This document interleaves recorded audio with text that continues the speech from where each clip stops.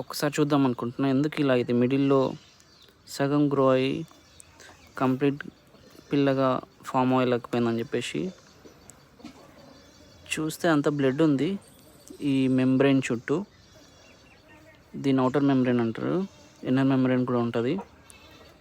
So ఇదే inner membrane. అరే almost పిల్ల కూడా ఫామ్ అయింది. సో దీనికి బ్రీతింగ్ ఎలా అవుతుందని చెప్పేసి కూడా మీకు ఒక డౌట్ ఉండొచ్చు. మేబీ బ్రీతింగ్ అవ్వలేక చనిపోయిందేమో అనిపిస్తుంది నాకు ఇది. సో ఎయిర్ గ్యాప్ అని చెప్పేసి ఉంటుంది అనమాట, దాని ద్వారా బ్రీత్ చేసుకుంటుంది చిక్. సో మేబీ ఆ డ్యామేజ్ వల్ల ఇది ఎదగలేకపోయి ఉండొచ్చు. బ్రీతింగ్ అవ్వక కంప్లీట్గానైతే ఫామ్ అవ్వలేదు, ఫ్లెష్ లాగే ఉంది మొత్తం.